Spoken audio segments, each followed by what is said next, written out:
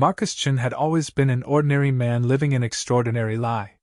For 3 years, he had volunteered at the downtown community center, teaching computer skills to elderly residents and helping organize charity drives. The gray-haired ladies who ran the place treated him like their adopted grandson, always fussing over whether he was eating enough and asking when he would settle down with a nice girl. What they didn't know was that Marcus had 17 confirmed kills under his belt and could disarm a bomb with nothing but a paperclip and steady nerves. His real name wasn't Marcus Chin either, but that identity had been buried so deep that sometimes even he forgot it existed. The morning everything changed started like any other Tuesday. Marcus arrived at the center at 8 sharp, coffee in one hand and a box of donated laptops in the other. Mrs. Patterson, the silver-haired director who had run the place for 23 years, greeted him with her usual warm smile and a fresh-baked muffin that she claimed was left over from yesterday's board meeting. "Marcus, dear, we have some visitors today," she said, adjusting her reading glasses. "Representatives from the city council. They want to evaluate our programs for next year's funding." Marcus nodded politely, but something in her tone made his trained instincts prickle. Mrs. Patterson was nervous, which was unusual for a woman who had faced down angry landlords, budget cuts, and more than one attempted robbery without batting an eye. He set down the laptop box and casually scanned the lobby area. 3 men in dark suits stood near the reception desk, their posture too rigid, their eyes moving too systematically across the room. These weren't city council representatives. Marcus had spent enough time studying surveillance techniques to recognize them immediately. The way the tallest one positioned himself with clear sight lines to all exits, how the second man kept his right hand slightly elevated near his jacket, the careful spacing that would allow them to move without interfering with each other's actions. They were operatives, and they were here for him.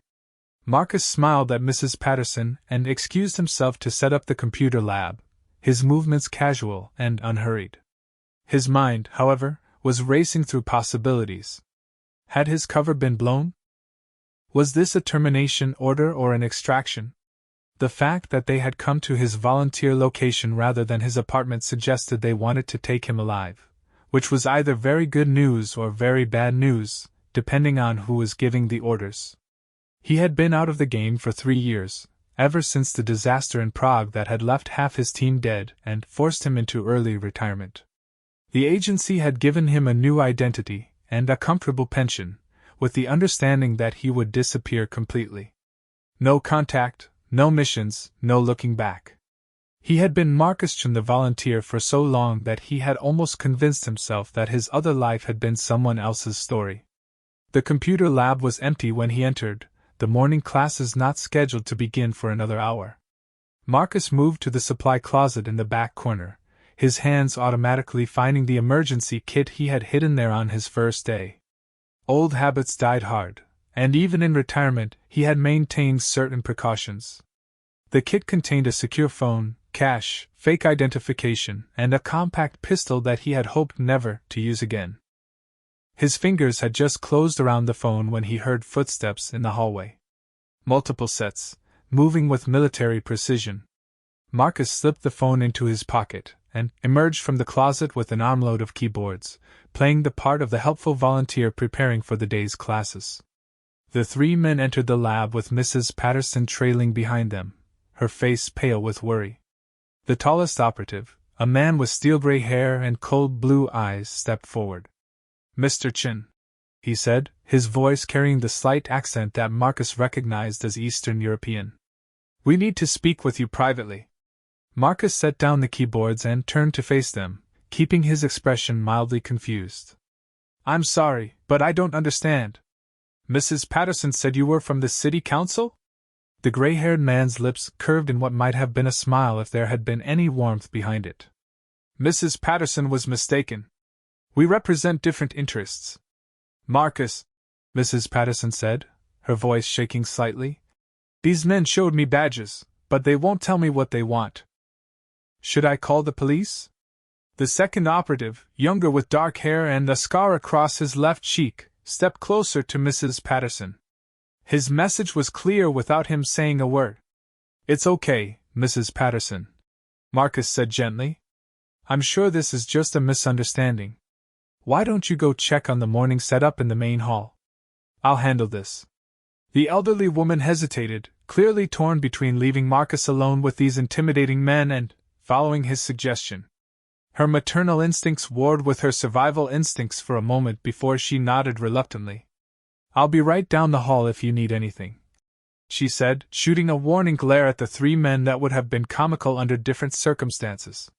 Once she was gone, the atmosphere in the room shifted dramatically. The pretense of civility evaporated, and Marcus found himself facing three professionals who had dropped their masks.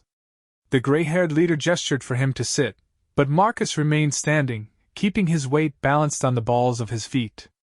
"You have been inactive for 36 months," the leader said, consulting a tablet that had appeared in his hands. "Your psychological evaluations indicated successful integration into civilian life. Your handlers believed you had truly retired." Marcus said nothing, waiting for the real purpose of their visit to reveal itself. In his experience, when former enemies showed up at your volunteer job, it usually meant someone needed to die, and you were either the target or the weapon. "However," the man continued, "circumstances have changed. We have a situation that requires your particular expertise." "I think you have the wrong person," Marcus replied. "I teach seniors how to use email and organize charity drives. I'm not sure what expertise you think I have." The third operative, who had been silent until now, laughed harshly. "Alexander Petrov sends his regards." The name hit Marcus like a physical blow. Alexander Petrov had been his handler during the Prague operation, the man who had sent him and his team into a trap that had cost 3 good operatives their lives. The last Marcus had heard, Petrov was rotting in a Russian prison, paying for his betrayal with what remained of his miserable life. "Petrov is dead," Marcus said flatly. "Petrov escaped 6 months ago," the leader corrected. "He has been quite busy since then. 3 former CIA assets have been eliminated in the past 4 weeks. All of them had been living peaceful lives under new identities, just like you." Marcus felt the familiar cold settle in his chest, the emotional shutdown that had kept him alive through dozens of operations. His civilian life, his carefully constructed peace, was crumbling around him, and there was nothing he could do to stop it. "What do you want from me?" he asked. "Petrov has something that belongs to us," the gray-haired man said. "We want it back, and we want him eliminated. Permanently this time." "And if I refuse?" The man with the scar stepped forward, pulling out his phone and showing Marcus a photograph. It was Mrs. Patterson, taken through the window of her apartment that morning as she fed her cat on the fire escape. "You have built a life here," the leader said quietly. "You care about these people. That makes them leverage."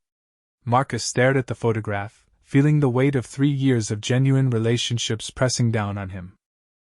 The elderly students who brought him homemade cookies and invited him to their grandchildren's birthday parties. Mrs. Patterson, who had treated him like family from his first day. The other volunteers who had become real friends, people who knew nothing about his past but had accepted him completely.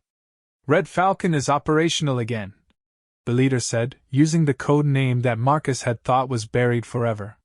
"One last mission. Eliminate Petrov and recover the stolen materials, and you can return to your peaceful life. Refuse, and we will be forced to clean up all potential loose ends." The threat was clear, and Marcus knew these men had the resources to carry it out. He could run, disappear again, but they would find him eventually. And in the meantime, innocent people would die because of choices he had made years ago. "What materials?" Marcus asked. "A list," the man said simply. "Names, addresses, current identities of 43 former operatives who have been living under deep cover for the past 5 years. If that list reaches the wrong hands, they are all dead within a week." Marcus closed his eyes briefly, seeing the faces of operatives he had worked with over the years. Men and women who had given everything for their countries and been rewarded with new lives and the promise of safety. Now that promise was broken, and he was the only one who could fix it. "I'll need equipment," he said finally. The leader smiled, and this time there was genuine warmth in it. Everything has been prepared. You leave tonight. As the three men filed out of the computer lab, leaving Marcus alone with his shattered illusions, he heard Mrs. Patterson's footsteps in the hallway. She appeared in the doorway moments later, her face creased with worry. Marcus? Are you all right? Those men seemed very serious. He turned to face her, this woman who had shown him what it meant to be part of a community, to contribute something positive to the world. She was looking at him with such concern, such genuine affection, that it nearly broke his resolve. I'm fine, Mrs. Patterson, he said, forcing a smile. But I'm going to need to take some time off. Family emergency. She nodded immediately, as he had known she would. Of course, dear. Take all the time you need. We'll manage somehow. As she bustled away to rearrange the day's schedule, Marcus stood alone in the computer lab, surrounded by the tools of his cover identity. In a few hours he would be someone else entirely, armed and dangerous and hunting a man who should have been dead years ago. But for now, he was still Marcus Chin, volunteer and friend, and he was about to lose that identity forever. The thought filled him with a grief so profound that it surprised him. He had mourned the loss of his original identity years ago, but somehow this felt worse. Marcus Chin had been real in a way that his birth name never was. Marcus Chin had friends and a community and a life worth protecting. Red Falcon had been a killer and nothing more. As he began to pack up the keyboard cables with mechanical precision, Marcus wondered if he would survive long enough to come back to this place, to these people who had given him something he never expected to find. The odds were not in his favor, but then, again, they never had been. Outside the window, the city continued its normal rhythm, unaware that a ghost had just been called back from the dead. In a few hours, Marcus Chin would cease to exist, and Red Falcon would take his place. The question was whether any part of the man he had become would survive the transformation. The secure phone in his pocket buzzed once, a message that would contain his new mission parameters and the location of his equipment cache. Marcus ignored it for now, focusing instead on the simple task of organizing computer cables. It might be the last normal thing he ever did. Mrs. Patterson appeared in the doorway again, this time carrying a paper bag that smelled like fresh brownies. For your trip, she said simply, pressing the bag into his hands. Whatever's happening, Marcus, just remember that you always have a home here. As she walked away, Marcus Chin allowed himself one moment of weakness, one silent acknowledgement of everything he was about to lose. Then, he straightened his shoulders, checked his phone, and began planning how Red Falcon was going to kill Alexander Petrov. The abandoned warehouse on the outskirts of Prague looked exactly the same as it had 3 years ago, down to the rust stains on the corrugated metal walls and the broken windows that let in slivers of gray morning light. Marcus stood in the shadows across the street, watching the building where his team had been betrayed, where 3 good operatives had died because Alexander Petrov had sold them out for Russian gold. He had arrived in Prague 18 hours earlier, slipping back into his old hunting patterns as naturally as putting on a familiar coat. The equipment cache had been exactly where promised, hidden in a safety deposit box in downtown Berlin. Military-grade weapons, surveillance gear, communication devices, and enough cash to fund a small war. Someone had spared no expense in bringing Red Falcon back from retirement. The mission briefing had been thorough but incomplete, as such things always were. Petrov had escaped from Butyrka prison during a carefully orchestrated riot that had left 12 guards dead and 47 prisoners free. In the chaos, he had simply vanished, but intelligence suggested he was using Prague as his base of operations. The stolen list containing the identities of 43 deep-cover operatives was apparently being shopped to the highest bidder, with interest from at least 6 different intelligence agencies and 3 terrorist organizations. What the briefing hadn't mentioned was why they had chosen Marcus for this particular job. There were dozens of active operatives who could have handled Petrov, people who hadn't been out of the game for 3 years. The fact that they had specifically reactivated Red Falcon suggested there was more to this mission than simple assassination and recovery. Marcus adjusted the scope on his rifle and focused on the warehouse entrance. According to his intelligence, Petrov was supposed to meet with potential buyers this morning. The Russian had always been predictable in his patterns, favoring locations where he had operated successfully before. It was a psychological quirk that had made him effective as a handler but would now make him vulnerable as a target. The irony wasn't lost on Marcus. This was the same building where Petrov had sent him to eliminate a Croatian arms dealer 3.5 years ago. The mission had been successful, but it had also been the beginning of Marcus's disillusionment with the game. The arms dealer had turned out to be a family man with 2 young daughters and a wife who taught kindergarten. He had been funding terrorist organizations, true, but he had also been trying to get out of the business when Marcus put a bullet through his heart. A black sedan pulled up to the warehouse, and Marcus tensed. Through the scope, he could see 2 men in expensive suits getting out of the car. They moved with the careful precision of professionals, checking their surroundings before approaching the building. Neither of them was Petrov. Marcus waited, controlling his breathing and maintaining perfect stillness. Patience was the sniper's greatest weapon, more valuable than accuracy or firepower. He had learned that lesson in a dozen different conflicts, lying motionless for hours until the perfect shot presented itself. 15 minutes later, a second car arrived. This one was older, less conspicuous, and Marcus recognized the driver immediately. Alexei Volkov, Petrov's longtime associate and bodyguard. The man was built like a tank and had survived more assassination attempts than most politicians. If Volkov was here, Petrov wasn't far behind. Sure enough, the Russian emerged from the passenger side of the car, and Marcus felt his finger tighten unconsciously on the trigger. Alexander Petrov looked older than his 53 years, his dark hair now streaked with gray and his face bearing new lines of stress and paranoia.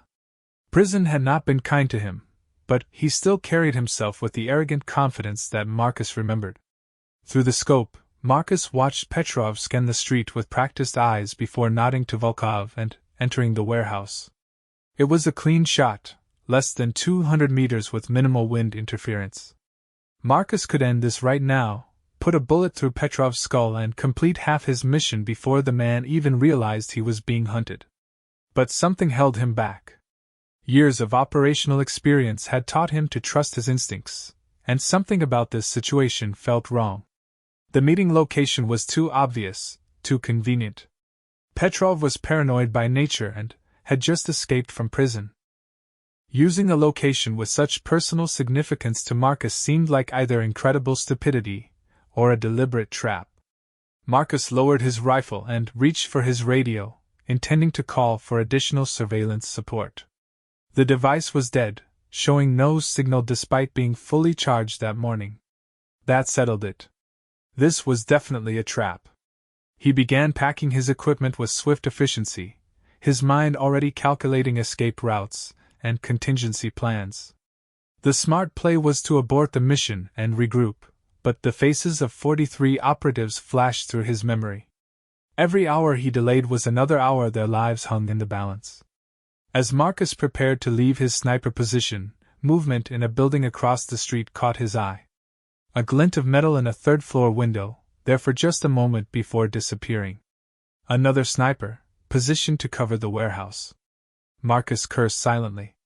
Petrov hadn't just set a trap, he had set a sophisticated ambush with multiple layers of security. The question was whether Petrov knew specifically that Marcus was coming, or if this was general paranoia. Either way, the direct approach was no longer viable. Marcus would have to get creative. He abandoned his position and made his way through the maze of abandoned buildings that surrounded the warehouse district. Prague had dozens of these industrial areas, relics of the Soviet era that had been left to decay after the revolution. They provided excellent cover for someone who knew how to use them, and Marcus had spent months learning every alley and rooftop in this particular neighborhood. 20 minutes later, he was positioned in the building where he had spotted the opposing sniper. The man was good, perfectly camouflaged and maintaining excellent discipline, but he had made one crucial mistake. He was focused entirely on the warehouse and the street below, leaving his back exposed to the building's interior. Marcus moved through the abandoned office space like a ghost, his footsteps silent on the debris-covered floor. The sniper was positioned at a window overlooking the warehouse, a high-powered rifle trained on the entrance. Marcus could see the concentration on the man's face, the slight tension in his shoulders that came from maintaining a firing position for an extended period. The knife slid between the man's ribs with surgical precision, severing the subclavian artery, and ensuring rapid unconsciousness. Marcus caught the body before it could fall and create noise, lowering it gently to the floor. He took the dead man's radio and rifle, adding them to his own equipment. The radio chatter was in Russian, and Marcus quickly determined that there were at least 6 operatives positioned around the warehouse.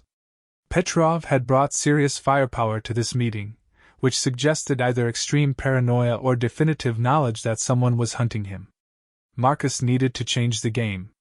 Instead of trying to penetrate Petrov's defenses, he would make the Russian come to him. But first, he needed more intelligence about what was happening inside the warehouse. Using the dead sniper's radio, Marcus listened to the security chatter for several minutes before identifying the communication protocols. The guards were checking in every 10 minutes, reporting all clear in coded phrases. Marcus had maybe 5 minutes before someone noticed that the roof sniper wasn't responding. He made his way to the building's basement, where old utility tunnels connected to several neighboring structures. The Prague Underground was a labyrinth that had been used by resistance fighters during World War II and, later, by smugglers during the Cold War. Marcus had memorized these passages years ago, never knowing when they might prove useful. The tunnel that led toward the warehouse was partially flooded and filled with the smell of decay, but it provided a route that avoided Petrov's surface security. Marcus waded through knee-deep water, using a small flashlight to navigate the crumbling passages. He emerged in the warehouse's sub-basement, a forgotten storage area that hadn't been used in decades. Through the concrete ceiling, he could hear voices and footsteps from the main floor above. Marcus found a maintenance access panel and carefully removed the screws, creating a small observation hole. The main floor of the warehouse had been transformed into an impromptu meeting room. A long table sat in the center of the space, surrounded by chairs occupied by men in expensive suits. Marcus recognized 2 of them from intelligence photographs, representatives of a Syrian arms-dealing network with connections to several terrorist organizations.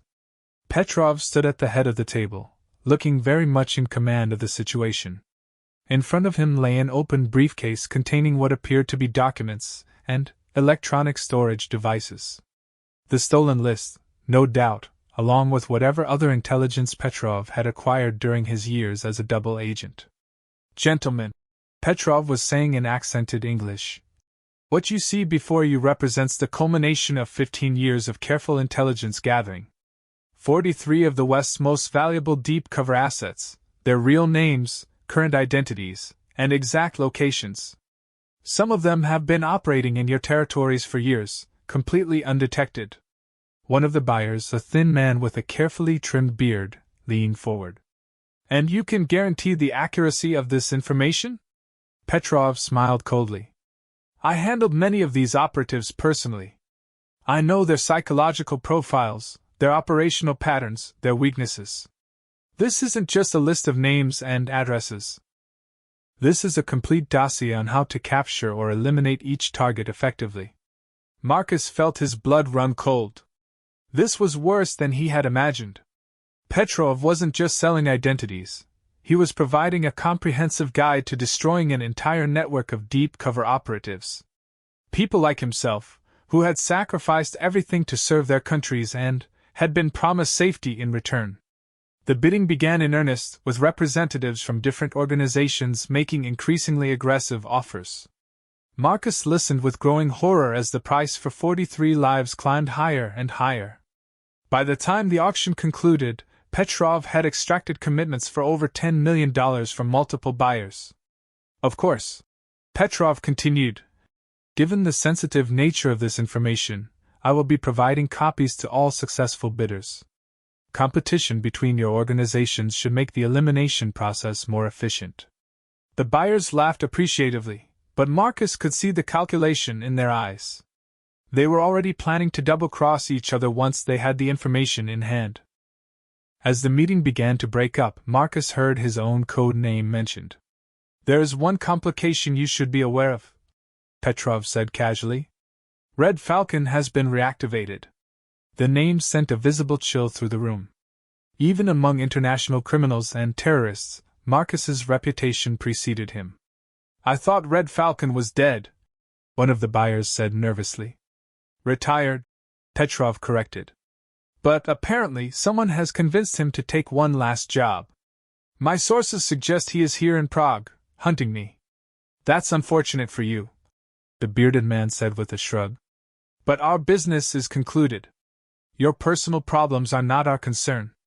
Petrov's smile became predatory. "Actually, I believe Red Falcon's presence represents an opportunity. His current identity is on this list, along with detailed information about his civilian life. The man who kills Red Falcon will receive that information as a bonus, free of charge." Marcus felt the walls closing in around him. Not only was his identity compromised, but Petrov was using him as bait to encourage the buyers to take additional risks. The Russian was playing a very dangerous game, but he had always been willing to gamble with other people's lives. The meeting ended with handshakes and promises of payment upon delivery. As the buyers began to file out of the warehouse, Marcus made his decision. He couldn't allow that information to leave the building, which meant he needed to eliminate everyone in the room before they could escape. It was a suicide mission, but 43 lives hung in the balance, including his own. Marcus began assembling his explosives, working quickly and quietly in the darkness of the sub-basement. He had enough C4 to bring down the entire warehouse, but he needed to time the detonation carefully. Too early, and some of the buyers might escape. Too late, and they would be gone before he could act. Above him, he could hear Petrov giving final instructions to his security team. The Russian was paranoid, but not paranoid enough. He had no idea that his enemy was already inside the building, preparing to turn his moment of triumph into his funeral pyre.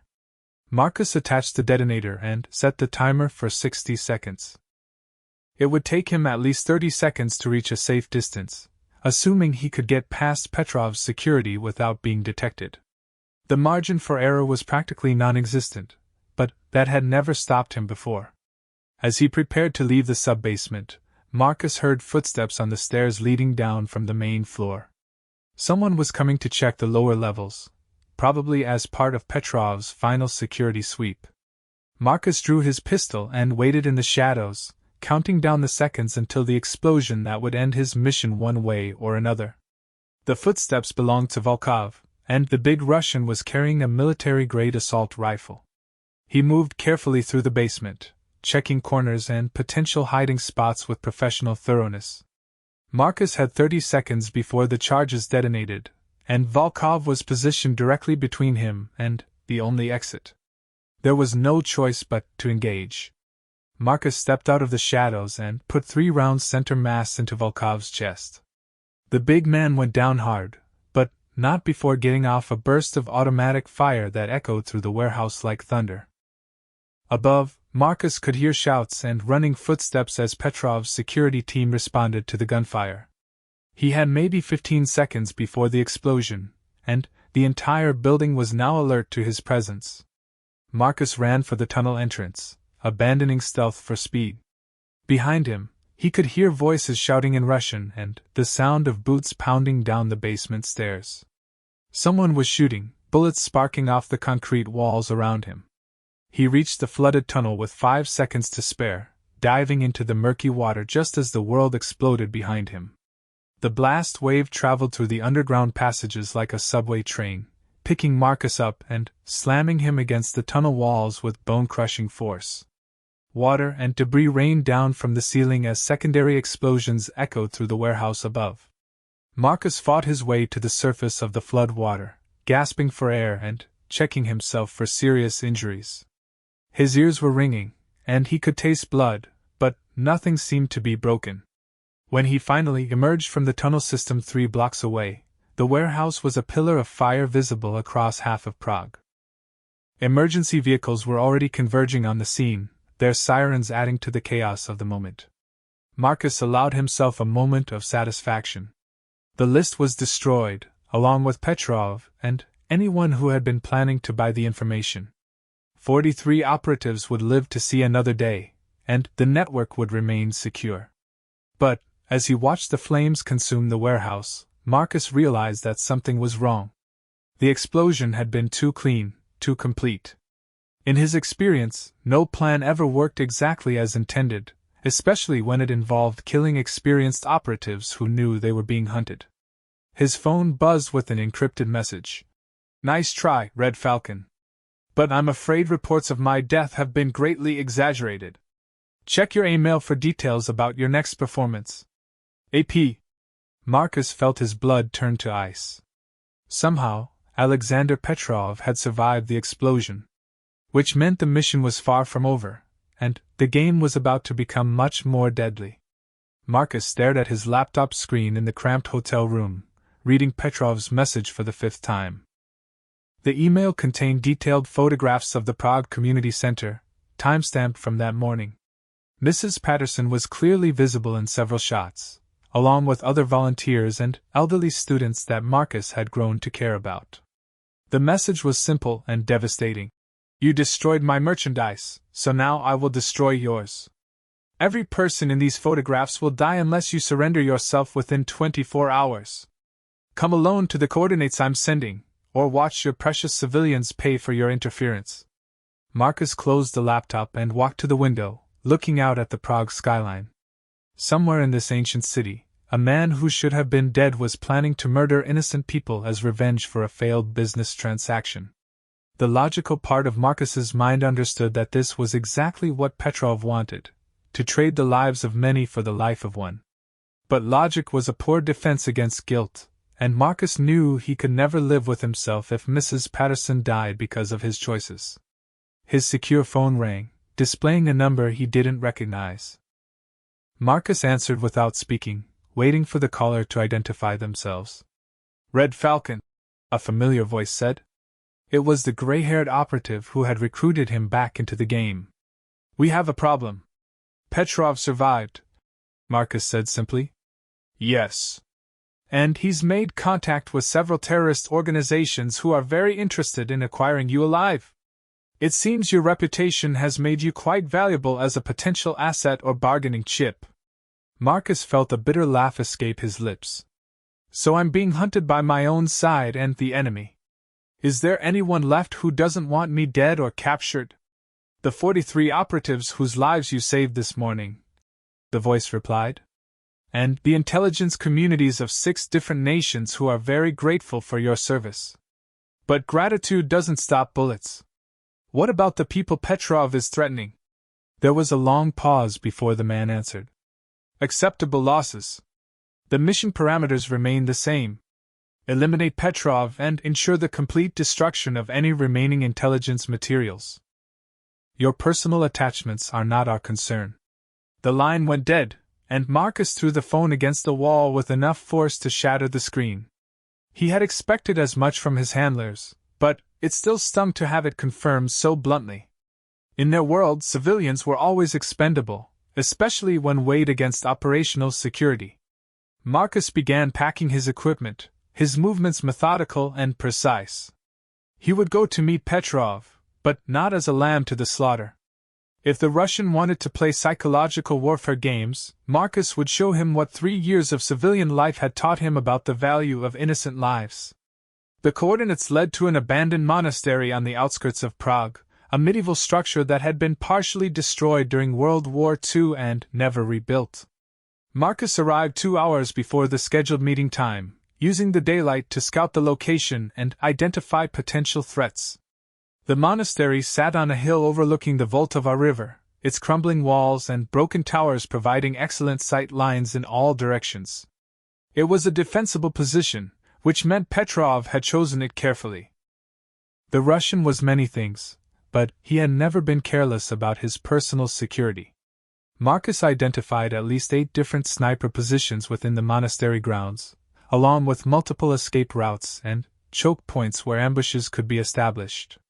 If Petrov had brought a full security team, this place would be nearly impregnable.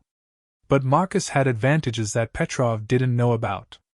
3 years of teaching elderly people how to use computers had required patience, creativity, and the ability to solve problems with limited resources. Marcus had learned to think differently about obstacles and opportunities, to find solutions that didn't involve overwhelming firepower. As the sun set behind the monastery walls, Marcus made his way through the ruins using routes that avoided the obvious approaches.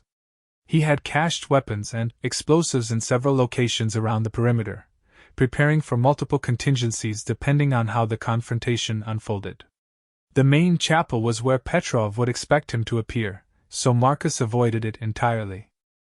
Instead, he positioned himself in the bell tower, which provided overwatch of the entire complex while remaining hidden from ground-level observation. At exactly midnight, vehicles began arriving at the monastery. Marcus counted 3 cars and a van, carrying what appeared to be at least 12 operatives in addition to Petrov himself. The Russian was taking no chances, bringing enough firepower to level a small building. Through his rifle scope, Marcus watched as Petrov emerged from the lead vehicle. The man looked confident, almost jovial, as he directed his team to establish security positions throughout the ruins. He was wearing an expensive suit despite the late hour and rough terrain, a sign of the arrogance that had always been his greatest weakness. "Red Falcon!" Petrov's voice echoed through the ruins, amplified by a portable speaker system. "I know you're here. These old stones have eyes and ears, and they tell me that death has come calling." Marcus remained silent, watching as Petrov's men spread out through the monastery grounds. They were professionals, but they were also overconfident. Operating on their leader's assumption that Marcus would come alone and surrender peacefully. "You know," Petrov continued, "I always respected you. You were efficient, reliable, completely without sentiment. When I sent your team into that trap 3 years ago, I genuinely regretted the necessity of killing you along with the others." The casual admission of betrayal sent a surge of rage through Marcus, but he controlled it with an effort. Emotion was the enemy of precision, and he would need to be very precise tonight. "But then you surprised me," Petrov went on. "You survived, and instead of coming for revenge, you disappeared. You became a teacher, a volunteer, a helpful member of society. I confess I didn't see that coming." One of Petrov's snipers was positioned badly, visible from Marcus's angle in the bell tower. A single shot would eliminate him without alerting the others, but Marcus held his fire. The longer he remained undetected, the more opportunities he would have to reduce the odds against him. "Your friends at the community center are quite fond of you," Petrov said, his voice taking on a mocking tone. "I had several interesting conversations with them this afternoon. Mrs. Patterson thinks of you as the son she never had. Such a sweet old lady. It would be a shame if something unfortunate happened to her." Marcus's finger tightened on the trigger, but he forced himself to remain calm. Petrov was trying to provoke him into revealing his position, and Marcus wouldn't give him the satisfaction. "I'm prepared to be reasonable about this," the Russian continued. "You killed my buyers and destroyed my merchandise, but I'm willing to consider that a business loss. Surrender yourself peacefully, and I'll let your civilian friends live. Force me to hunt you down, and I'll start sending you pieces of them until you change your mind." A new voice called out from the shadows near the chapel entrance. "He's not coming, Petrov. Face it, your gamble failed." Marcus recognized the speaker immediately. Viktor Kozlov, a former Spetsnaz operative who had gone freelance after the collapse of the Soviet Union. Marcus had worked with him twice, years ago, and knew him to be both skilled and utterly without conscience.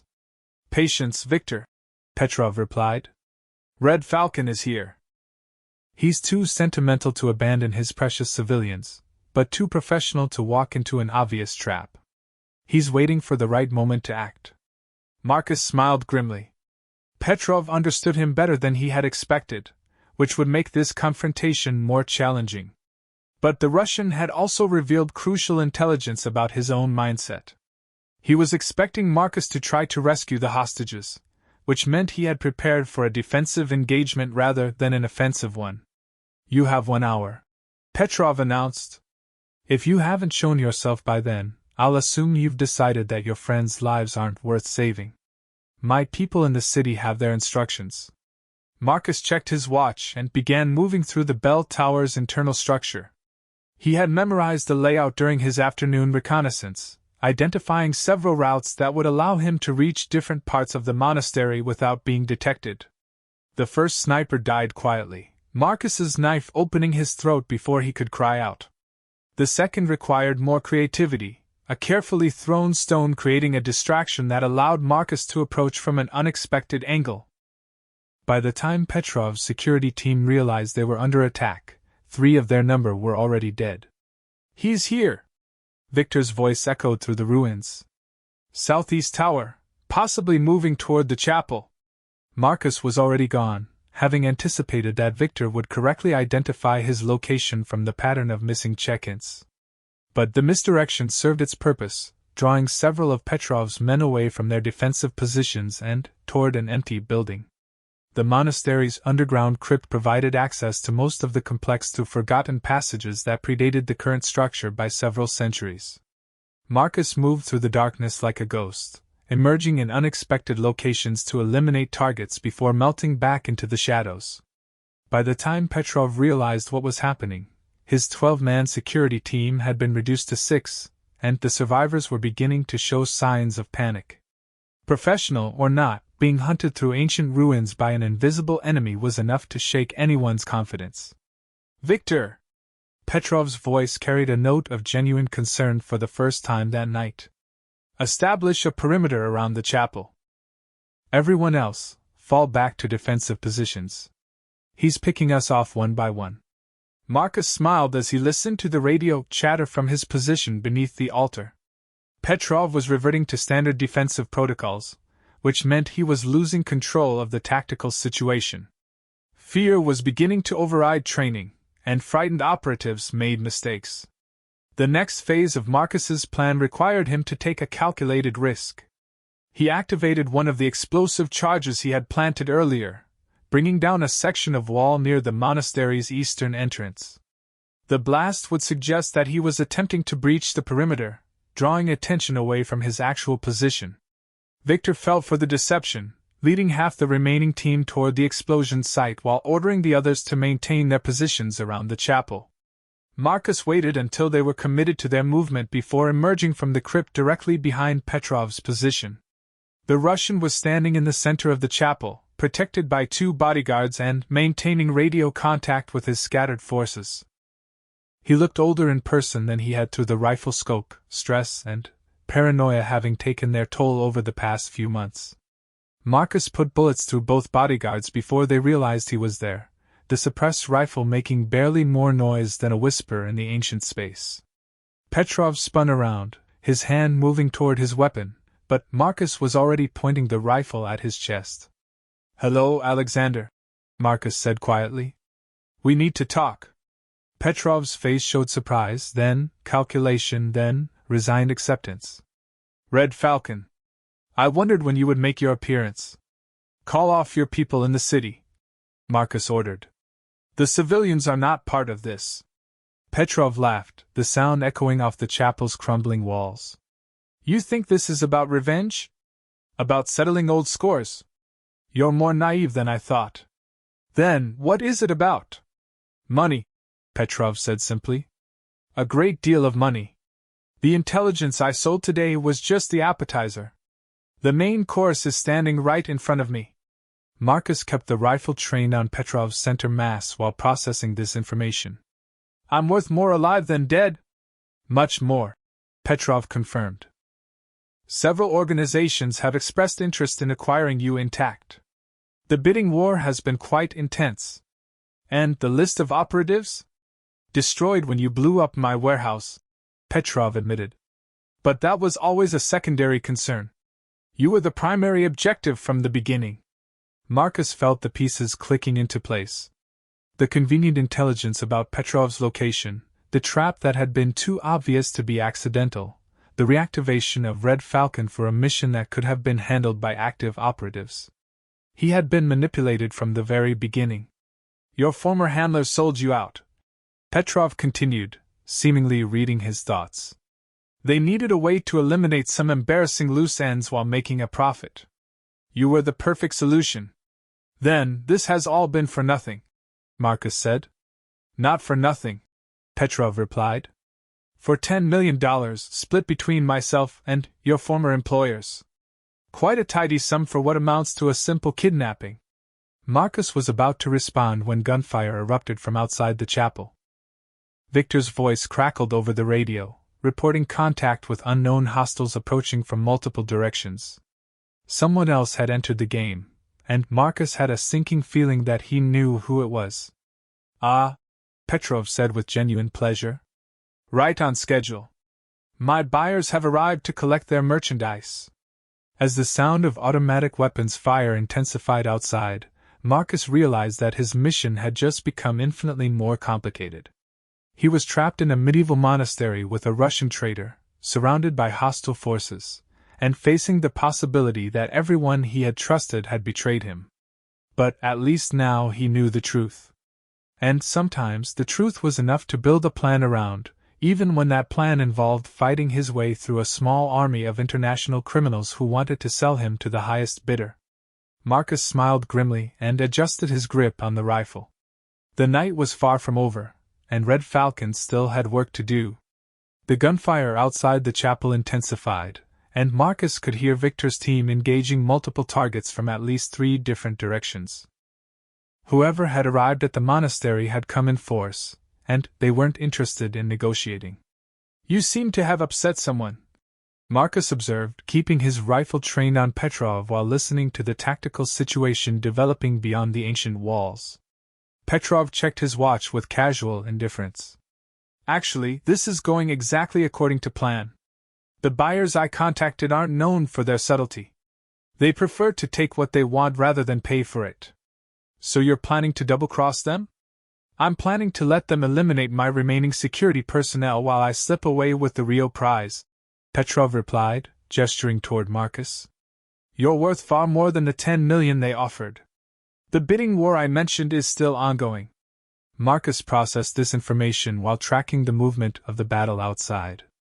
Victor's voice over the radio was becoming increasingly urgent, reporting casualties and requesting immediate extraction. The remaining members of Petrov's team were being systematically overwhelmed by superior numbers and firepower.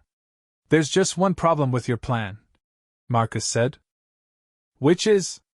You're assuming I'm going to cooperate with being kidnapped. Petrov smiled and produced a tablet from his jacket, showing Marcus a live video feed from the Prague Community Center. The building was dark except for security lighting, but Marcus could see armed figures moving through the corridors toward the residential wing where Mrs. Patterson and several other volunteers maintained small apartments. My associates are very thorough, Petrov explained. If I don't check in every hour with the correct code phrase, they have standing orders to eliminate everyone in that building. So you see, your cooperation isn't really optional. Marcus felt the familiar cold rage settling over him, the emotional shutdown that had made him one of the most effective killers in the intelligence world. But this time, instead of suppressing all feeling, he channeled his anger into crystalline focus. Petrov had made this personal, and Marcus was going to make him regret that decision. How many people are in that building? Marcus asked quietly. 7, according to my count. All elderly, all completely innocent of any involvement in our little drama. Perfect leverage. Marcus nodded slowly, as if accepting the inevitable. What do you need me to do? Drop your weapons and surrender yourself to my buyers. They'll transport you to a secure location where the real auction can take place. I estimate you'll bring at least $50 million on the open market. And the civilians? Will be released unharmed once the transaction is complete. Petrov lied smoothly. You have my word. Marcus had heard those words before, from other handlers and other enemies, and they had never meant anything. But he lowered his rifle anyway, setting it carefully on the chapel floor before raising his hands in surrender. Petrov's smile widened, and he activated his radio to contact the forces outside. This is Petrov. I have the package secured and ready for transfer. Cease fire and prepare for extraction. The gunfire gradually diminished, replaced by shouted commands in multiple languages as the various factions attempted to establish some form of tactical coordination. Marcus counted at least 4 different accents, suggesting that Petrov's buyers represented an international consortium rather than a single organization. "You know," Petrov said conversationally while they waited, "I almost wish things could have been different between us. You were always one of my best operatives, completely reliable until you developed that unfortunate tendency toward independent thinking." Marcus said nothing, but he was counting seconds and calculating angles. The chapel had multiple exits, thick stone walls that would provide cover from small arms fire, and several elevated positions that could be used for defensive purposes. If he could create enough chaos to break free from immediate custody, he might be able to turn this situation around.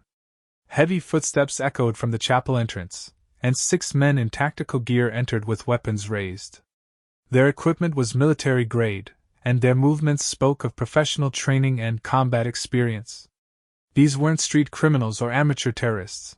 They were elite operators who knew exactly what they were doing. The leader, a tall man with Nordic features and cold blue eyes, approached Petrov with cautious respect.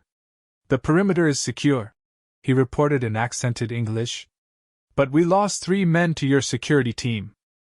This was more expensive than anticipated. "Regrettable," Petrov replied without any trace of actual regret.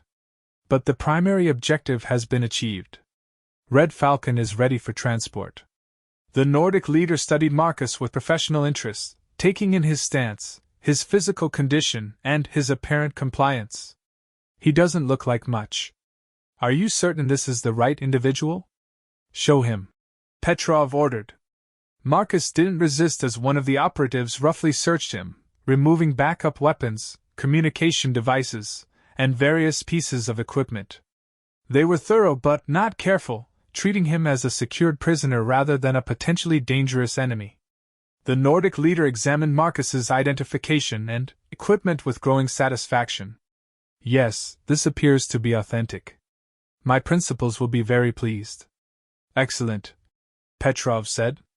"Now about my payment. Will be transferred once we've confirmed the merchandise is genuine." The leader replied coolly. "Our agreement specified delivery to our secure facility, not handover in some ruined church."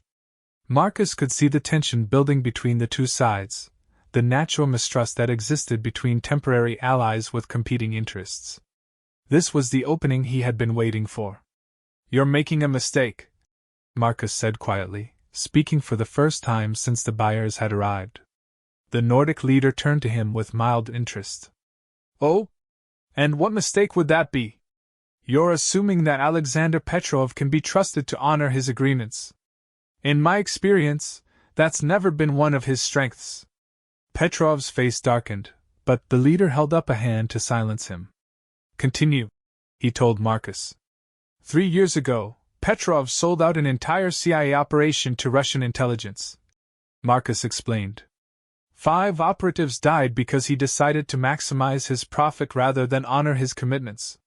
If you think he won't do the same thing to you, you're more naive than I thought." "Lies," Petrov snarled. "He's trying to turn you against me." But Marcus could see doubt creeping into the leader's expression. In their world, betrayal was so common that paranoia was simply good business practice. "Ask him about the warehouse explosion this morning," Marcus continued. "He claims I destroyed his merchandise, but the truth is that he never had any intention of selling that list. It was bait, designed to lure me into a trap so he could collect bounties from multiple sources." The Nordic leader was beginning to look genuinely interested now. "What bounties?" "The Russians want me dead for the Prague operation. The Americans want me eliminated as a security risk. The British have a standing kill order from the London incident 2 years ago. Petrov has been collecting payment from all of them while promising to deliver me to you." "That's enough!" Petrov shouted, reaching for his weapon. The leader's operatives reacted instantly, their rifles swinging toward the Russian with military precision. "I think we need to discuss this more thoroughly," the leader said, his voice taking on a dangerous edge. Marcus had created exactly the chaos he needed. While the two sides faced off against each other, he rolled backward toward the chapel altar, using the moment of distraction to reach the explosives he had planted there hours earlier. The blasts brought down a significant portion of the chapel's roof, filling the air with dust and debris while creating multiple exit routes through what had been solid walls. Marcus was moving before the dust settled, diving through a newly created opening while the buyers and Petrov's people struggled to orient themselves in the chaos. He retrieved his cached weapons from the ruins of the altar and began moving through the monastery complex with deadly purpose. The various factions were now fighting each other as much as looking for him, which gave him the tactical advantage for the first time that night. Victor's voice crackled over a radio that Marcus had taken from one of the buyers. "All teams, Red Falcon is loose in the complex. He has explosives and is extremely dangerous. Shoot on sight." Marcus smiled grimly as he made his way toward the monastery's communication center, where Petrov would have established contact with his teams in Prague. If he could reach that location, he might be able to prevent the execution of the hostages while simultaneously eliminating the remaining threats. The communication setup was exactly where he had expected to find it, in the monastery's old library where thick walls would provide protection for sensitive equipment. 2 technicians were maintaining contact with multiple teams, their conversation revealing the scope of Petrov's operation. Marcus eliminated both men quickly and quietly, then began accessing their communication systems. What he found there made his blood run cold. Petrov hadn't just threatened the community center. He had teams positioned at locations throughout Prague, targeting anyone who had ever had contact with Marcus during his 3 years as a civilian. The grocery store where he shopped weekly. The restaurant where he occasionally had dinner. The small apartment building where he had lived under his false identity. Dozens of innocent people were in immediate danger because of their tangential connection to his cover story. But the communication logs also revealed something else. Petrov had been sloppy in his operational security, transmitting location data and tactical plans in easily breakable codes. Marcus now knew where every hostile team was positioned throughout the city, along with their planned timetables for elimination operations. He also discovered that his former handlers had been more deeply involved in this betrayal than even Petrov had revealed. The reactivation of Red Falcon hadn't just been about eliminating a potential security risk. It had been about selling him to the highest bidder while simultaneously cleaning up several other embarrassing loose ends. Marcus began systematically contacting the hostile teams, using Petrov's communication codes to deliver false orders. Half the teams received instructions to abort their missions and return to base. The others were redirected to locations where they would encounter police or security forces rather than innocent civilians. As he worked, Marcus could hear the battle in the monastery complex intensifying. The buyers were apparently attempting to eliminate Petrov's remaining forces while securing the area for their own extraction. Victor's team was putting up fierce resistance, but they were heavily outnumbered and running low on ammunition. Marcus finished reprogramming the communication network and began making his way back toward the chapel, where he had unfinished business with Alexander Petrov. The Russian had survived the explosion, along with 3 of his operatives and 2 of the Nordic team's specialists. "Red Falcon," Petrov's voice echoed through the ruins as Marcus approached. "I know you're listening. Your little deception with the communication network was clever, but ultimately pointless. My people have standing orders that don't require any input from me." Marcus moved carefully through the rubble, using the destroyed architecture to mask his approach. Through a gap in the collapsed wall, he could see Petrov crouched behind an overturned stone table, his remaining men positioned to provide overlapping fields of fire. "The old woman dies in exactly 1 hour," Petrov continued. "Unless you surrender yourself immediately. No tricks this time, no deceptions. Just walk into the chapel with your hands raised or Mrs. Patterson pays the price for your stubbornness." Marcus checked his watch and realized that Petrov was right about the timing. Despite all his efforts to disrupt the communication network, at least one team had maintained their original orders. Mrs. Patterson and the others were still in immediate danger, and he was running out of time to save them. But Marcus had one final card to play, something that none of his enemies had anticipated. During his 3 years as a volunteer, he had made more than just emotional connections with the people at the community center. He had also shared stories, including carefully edited versions of his fictional past as Marcus Chin. What he hadn't told anyone was that Marcus Chin had been a security consultant before becoming a volunteer, and that he had installed a comprehensive security system in the community center as his first volunteer project. A system that included remote monitoring capabilities and emergency lockdown procedures that could be activated from anywhere in the world. Marcus activated his backup communication device and sent a coded message to the security system's central processor. Within moments, every door and window in the community center was sealed by reinforced steel barriers, while emergency alarms began broadcasting a message for all residents to move to the building's secure shelter areas. The hostile team might still be inside the building, but they would find their targets protected by military-grade defenses and their escape routes completely blocked. Local police would arrive within minutes, drawn by the alarm system's automatic notification protocols. "Nice try, Alexander," Marcus called out. "But you're not the only one who knows how to plan ahead." The response was immediate and violent.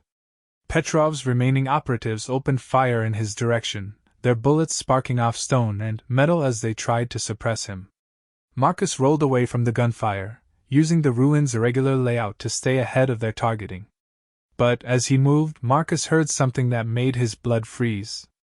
The distinctive whine of an incoming helicopter, growing louder as it approached the monastery complex. Someone else was joining the party, and given the knight's revelations about his former employers, Marcus doubted they were coming to help. The helicopter circled the monastery once before settling into a landing pattern in the courtyard, its rotors whipping dust and debris into a miniature sandstorm. Through the chaos, Marcus could see armed figures rappelling from the aircraft's cargo bay. "Red Falcon," a familiar voice called out over a megaphone. It was the gray-haired operative who had originally recruited him back into service. "This is over. Surrender now, and we can discuss terms." Marcus laughed bitterly as he realized the full scope of his betrayal. His former handlers hadn't just sold him out to foreign buyers.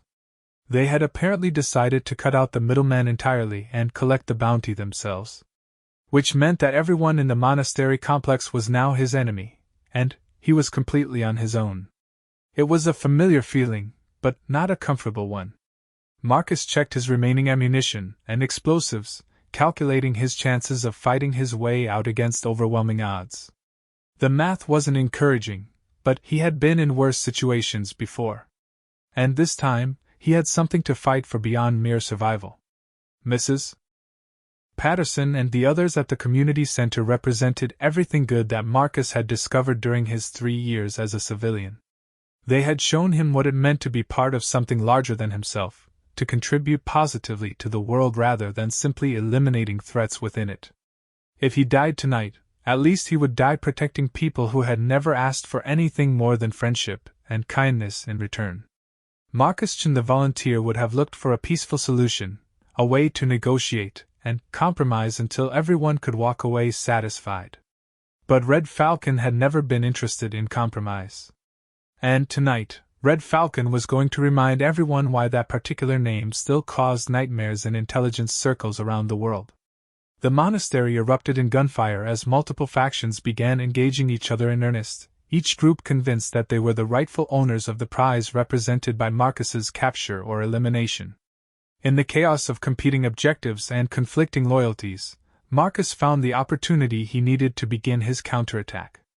By dawn, there would be a reckoning. And when the sun rose over Prague, the survivors would understand that some legends should be left undisturbed. Red Falcon was back, and he was very, very angry.